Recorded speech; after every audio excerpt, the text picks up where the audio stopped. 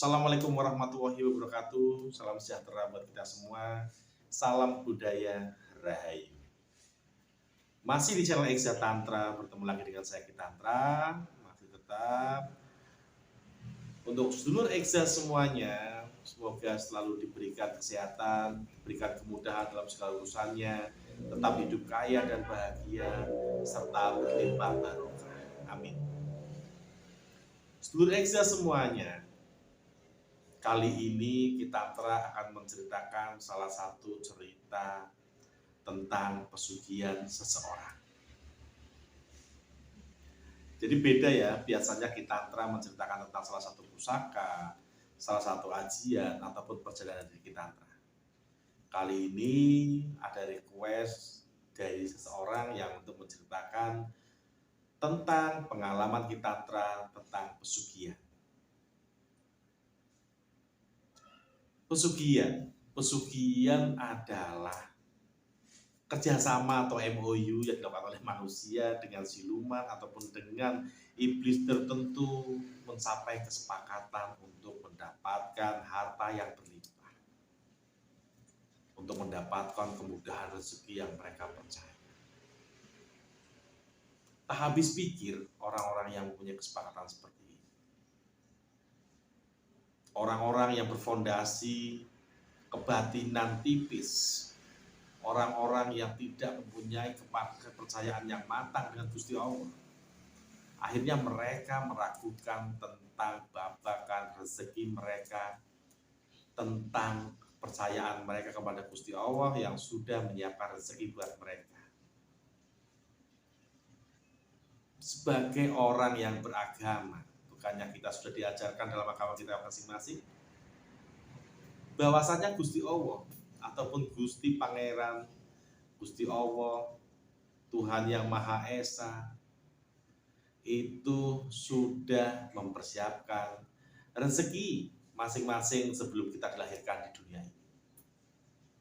Namun kembali lagi ke ambisi orang-orang tersebut. Ambisi atau keinginan yang dimasuki setan ataupun keinginan yang dimasuki oleh ambisi tadi oleh bangsa-bangsa siluman. Kecetekan mental mereka yang mengakibatkan mereka melakukan ritual pesugihan.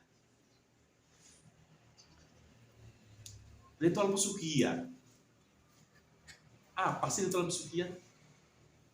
Ritual yang dilakukan oleh seseorang dengan memuja bangsa siluman ataupun sesuatu benda untuk mendapatkan kekayaan, dan biasanya berefek dengan wadal atau penunggalan.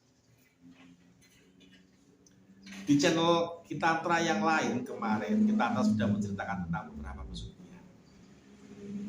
Khusus di channel Aki sendiri, Aki akan mengupas tentang pesugihan ngipri monyet ataupun pesugihan pemuja siluman kera.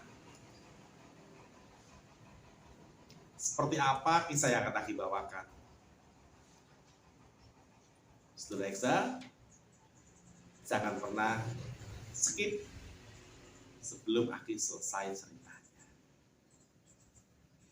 Saudara Exa semuanya, kali ini Aki akan membawakan cerita tentang pesugihan ataupun ngipri monyet kalau orang Jawa Barat bilang, tapi kalau kami menyebutkan itu adalah cupang monyet, pesugihan monyet, ngipri kera, ataupun pemuja siluman kera. Biasanya para pelaku ini itu dengan cara melakukan ritual perjanjian khusus dengan siluman kera. Tapi buat prasakti ya, siluman kera.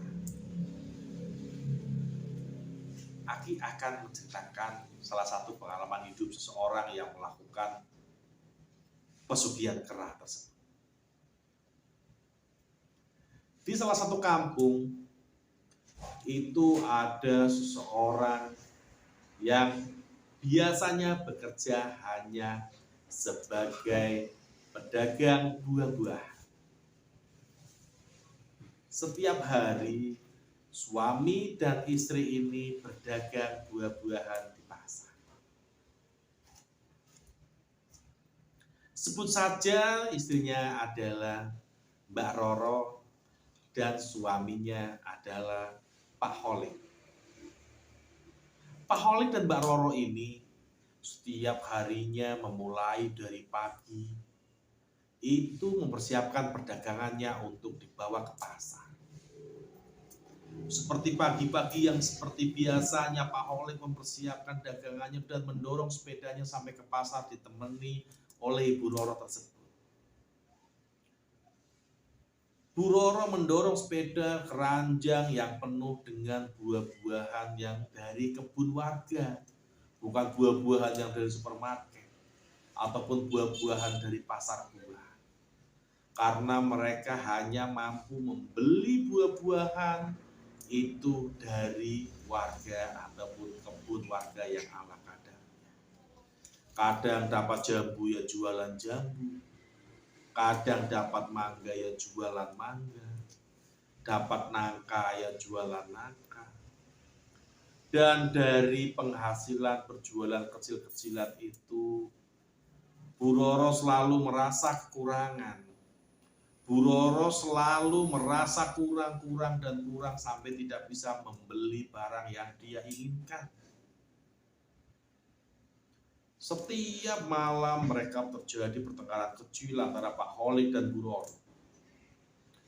Pak Holik sepulangnya dari kebun-kebun warga habis mengambil dagangan dia untuk dibawa ke rumah. Sesampainya di rumah selalu disuguhi dengan kemarahan Bu Roro. Gimana sih Pak nih?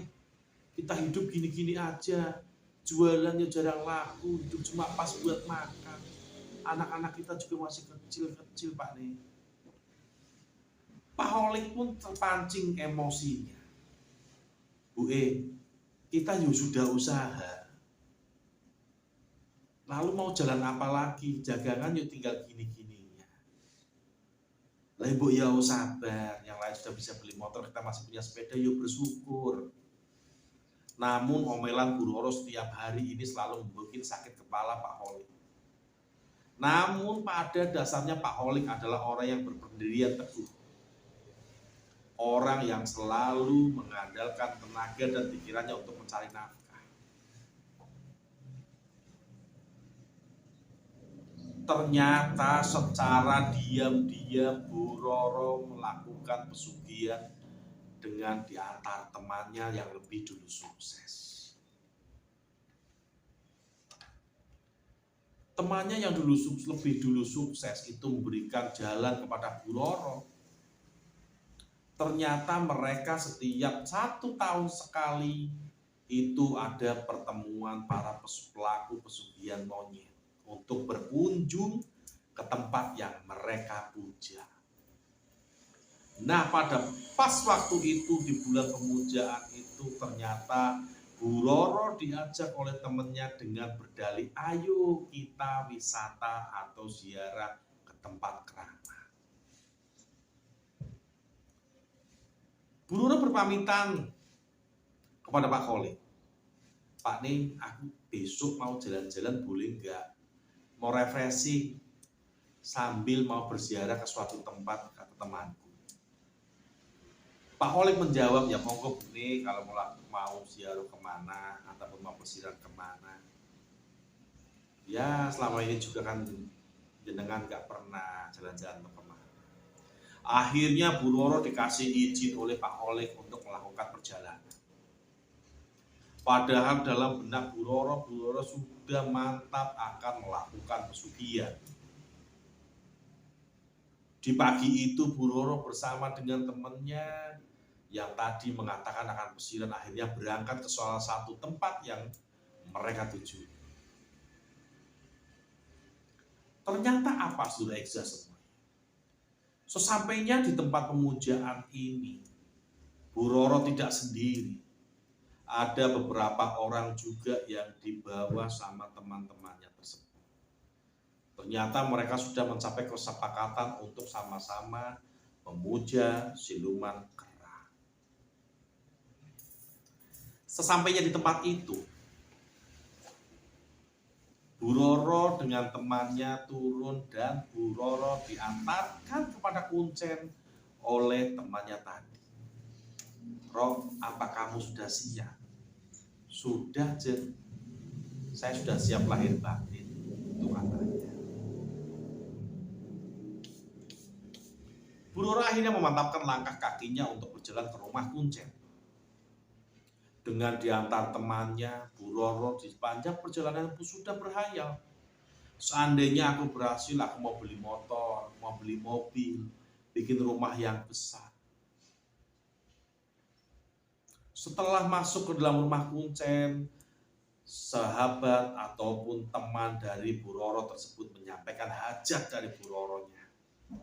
Karena sesungguhnya teman tersebut itu adalah pelaku juga, pelaku pesugihan yang sudah lama dan sudah berhasil. Ini Mbah, temanku namanya Roro, pengen kayak aku Mbah, pengen punya kaya, pengen punya mobil, rumah, sahabatnya.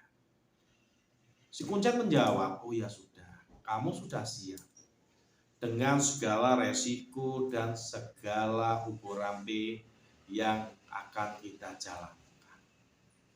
Di situ dengan langkah mantap Roro tadi menjawab, saya sudah siap Mbah.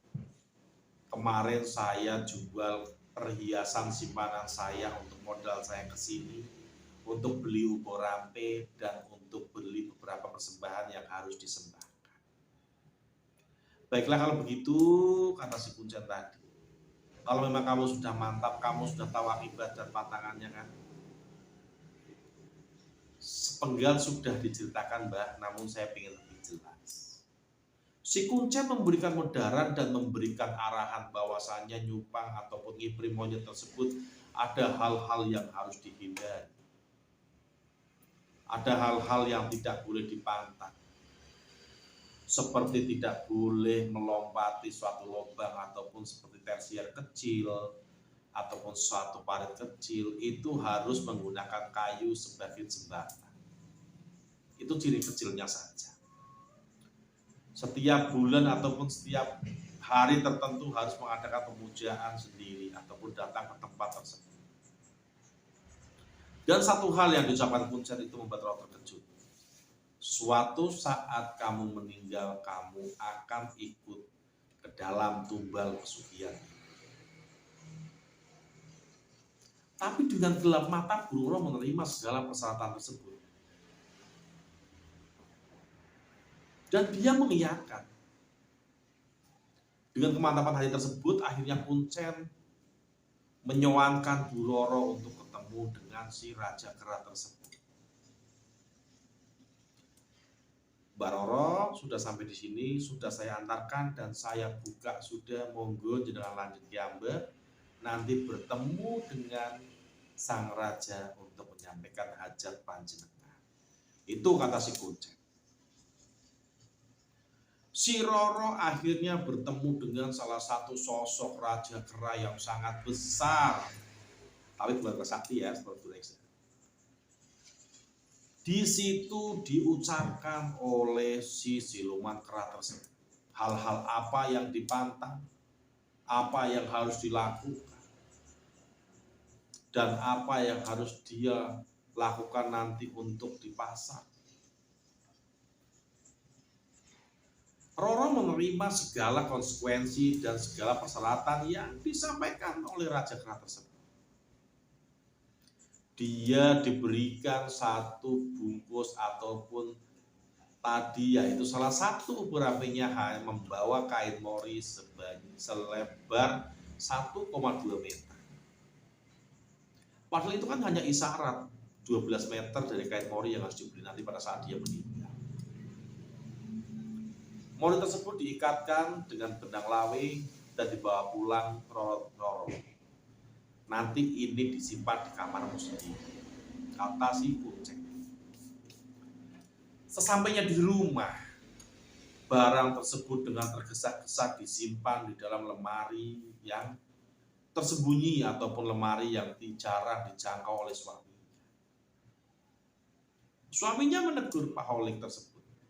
Bune kau udah pulang. Artinya ziarah biasanya kan 3 hari, kadang 4 hari.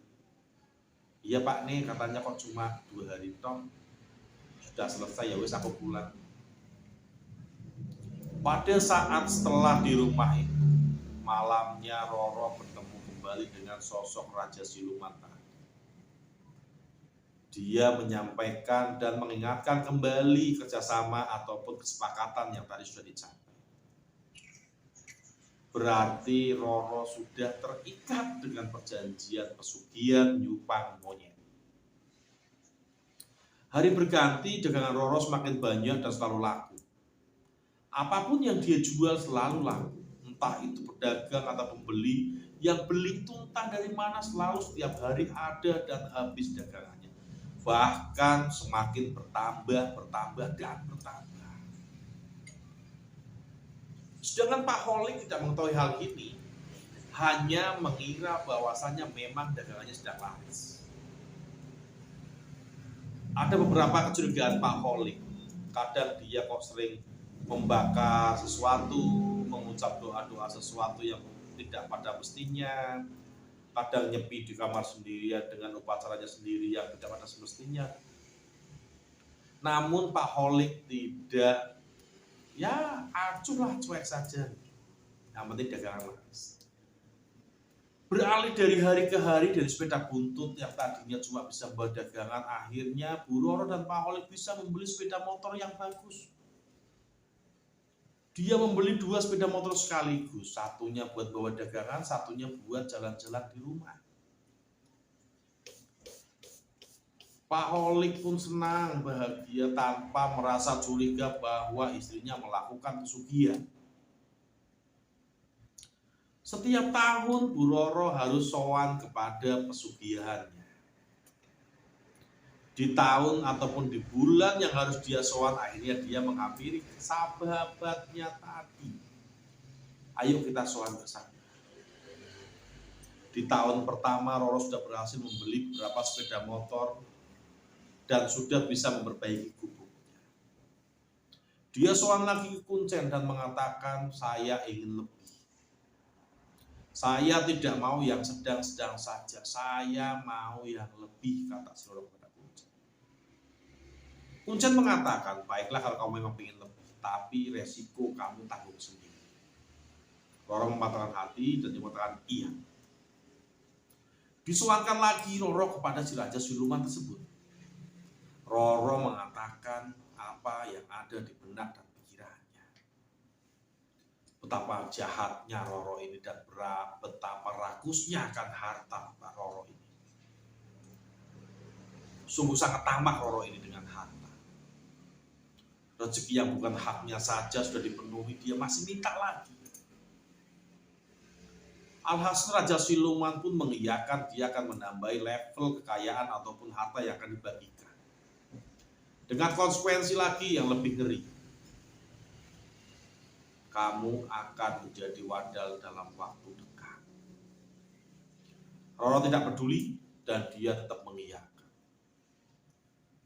Dia kembali lagi dengan berdalih mengatakan habis ziarah ataupun habis pelesiran. Pak Holik tidak pernah curiga karena apalagi sekarang hartanya sudah cukup banyak. Hidupnya sudah cukup mampu. Berjualan lagi seperti biasanya, beralih dari jualan-jualan yang hanya ngambil buah-buahan di kebun menjadi belanja di pasar-pasar buah yang besar. Dari volume 1 keranjang, 2 keranjang, 3 keranjang menjadi satu mobil bak sudah dia mulai beli.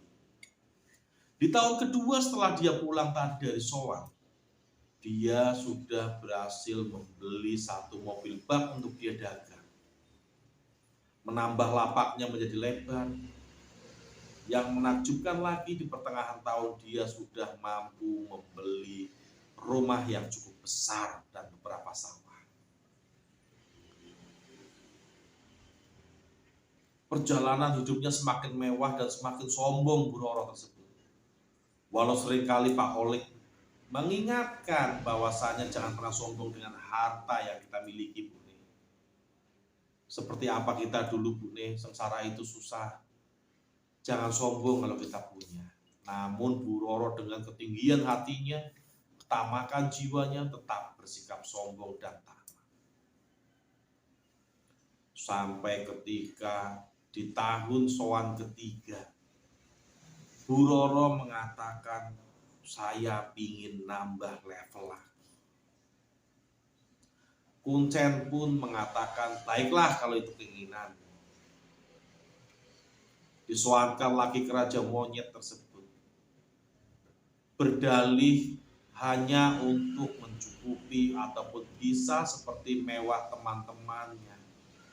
Bu Roro semakin tamak, Bu Roro semakin punya keinginan yang besar. Alhasil di tahun ketiga adalah mungkin tahun di mana dia harus selesai. Pada tahun ketiga ini Bu Roro tidak mengetahui mungkin batasan umurnya sudah selesai. Dia kontraknya sudah selesai. Bu Roro pulang kembali berdagang, rumahnya yang sudah mewah, tabungannya yang sudah banyak, dan jumlah emasnya ataupun perhiasannya sudah luar biasa yang dia pakai, dan bahkan ada yang dia simpan di dalam almari. Dia selalu sombong untuk membeli tanah-tanah tetangganya atau sawah-sawah sebelahnya, selalu menghina orang-orang yang tidak punya. Dari seorang pedagang kecil menjadi pedagang yang besar, akhirnya dia mempunyai ketamakan yang luar biasa.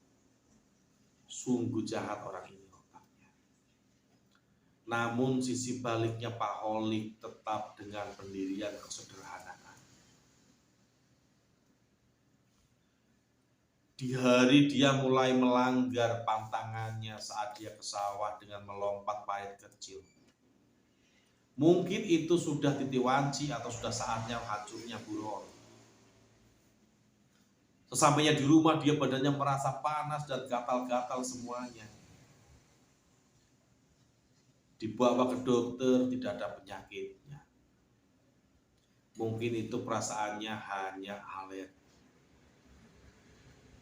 Pada saat malam itu Bu Roro histeris teriak-teriak bahwa mengatakan emas yang dipakainya semuanya dibuang karena merasa panas.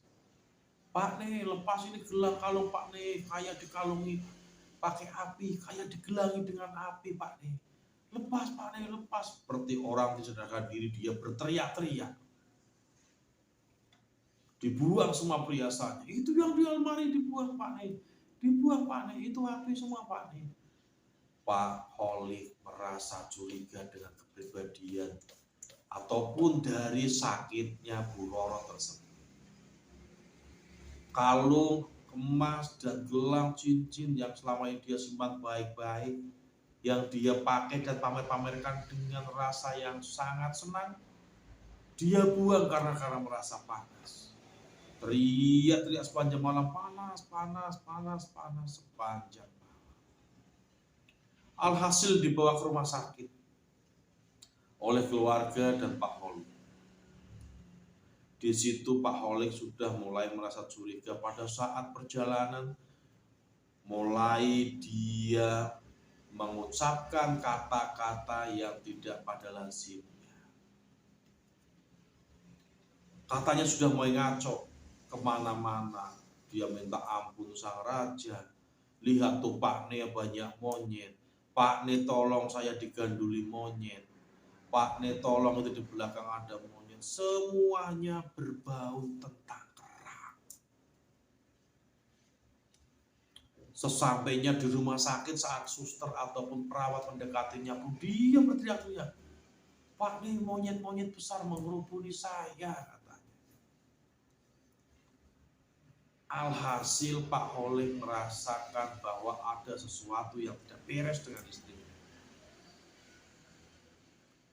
Akhirnya di menyingsingnya matahari pagi,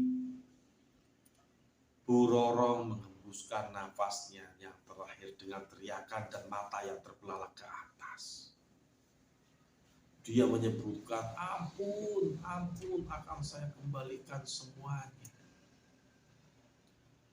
Akan saya balikin semuanya. Pak Holik sudah mulai mendapatkan firasat bahwa istrinya melakukan pesugihan monyet. Sebelum dia menghembuskan nafas terakhirnya, Bu Roro sempat minta maaf kepada suaminya. Pak Ne, minta maaf kalau hidup saya melenceng. Pak Holik sangat kecewa dengan istrinya, namun tetap dimaafkan. Dia merasa menyesal harta yang selama ini dia nikmati adalah hasil dari pesugihan. Saat menghembuskan napas terakhirnya, Bu Roro seperti orang yang tercekik, seperti orang yang dicapik-capik sampai matanya pun terbelalak ke atas. Dia meninggal pada saat keadaan matanya terbuka. Pak Holik, keluarga dan anak-anaknya berusaha untuk mengikhlaskan Bu Roro. Dari rumah sakit, Bu Roro dibawa ke rumah untuk dimakamkan pada pagi hari. Betapa terkejutnya para pelayat dan pemandi mayat, bahkan keluarganya pun terkejut. Saat dibuka sang mayit tersebut, seperti banyak cakaran-cakaran pada tubuhnya. Dan yang paling mengejutkan, di lehernya terdapat bekas cekikan, biru cekikan. Sungguh kaget semua. Padahal yang dideritanya apa? Kok hasilnya seperti ini? Di rumah sakit pun tidak ada seperti ini. Dan itu bukan dari hasil kekerasan, tapi tiba-tiba tanda yang membiru seperti bekas cakaran. Di lehernya pun mengalung seperti bekas cekikan yang warna membiru, yang terbelah matanya.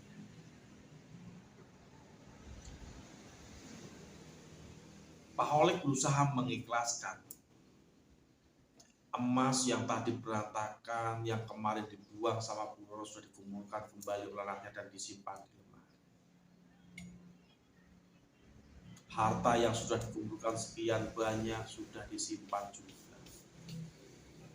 Di situ Pak Holik berusaha untuk melepaskan ataupun mengikhlaskan isi istrinya tersebut. Salah satu pelayat tadi adalah teman yang mengantar si Roro untuk melakukan pesugihan. Dia melihat kematian Roro yang seperti apa, prosesnya yang seperti apa. Namun tetap saja dia tidak pernah melakukan pertobatan. Sesampainya di pemakaman di Liang Lahat pun, pada saat diturunkan dari liang lahat, terbuka ataupun tersibak dari muka si mayat, terbuka karena tali pocongnya tadi dibuka, akhirnya kain kafannya tersibak dan terlihat seluruh mukanya sudah seperti tercapik-capik oleh cakaran. Namun para pelayat hanya diam dan hanya kaget mengagumi dalam hati, pasti sesuatu yang tidak beres. Salah satu dari pelayat yang memiliki ataupun mempunyai indera keenam ataupun bisa disebut kebatinan, dia melihat bahwa di antara pelayat itu banyak pengiring-pengiring dari kaum siluman monyet. Selepas dari pemakaman, sepulang dari pemakaman, Pak Holik karena kecapean dia terlelap dalam tidur. Sementara pelayat-pelayat sudah pada pulang dan hanya beberapa saudara dan anak-anak yang masih ada di rumah Pak Holik. Seperti mimpi di siang hari Pak Holik, Bu Roro masih dalam keadaan hidup masuk ke dalam mimpinya. Seakan-akan seperti biasa masih hidup dia di dalam mimpinya. Berteriak-teriak, menarik-narik kunci rumah. Seakan-akan pada saat itu Pak Holik dan keluarga berada dalam rumah dalam pintu yang terkunci dan Bu Roro menarik-narik pintu tersebut dengan minta tolong. Pak nih, tolong saya bukakan pintu. Saya nggak mau dibawa Pak nih. Saya nggak mau dibawa Pak nih, saya minta maaf, saya salah. Itu Pak nih, Raja Monyet yang sudah mengambil saya Pak nih, saya mau dibawa. Lalu terkagetlah Pak Oleg dan terbangun dari mimpinya. Ternyata dia bermimpi istrinya terkunci di luar rumah dan menarik-narik pintu sekuat tenaganya namun tidak bisa terbuka. Dan mengatakan akan dibawa si Raja Monyet. Di situ Pak Oleg sudah pasti dan sudah meyakini bahwa istrinya melakukan pesugihan. Satu hal lagi yang lebih meyakinkan Pak Oleg. Pada saat malam dia merapikan bekas pakaian-pakaian dari almarhumah Bu Roro. Ditemukan kain kafan dengan beberapa jimat yang dibungkus dengan nama Bu Roro. Ternyata benar dugaan Pak Oleg selama ini.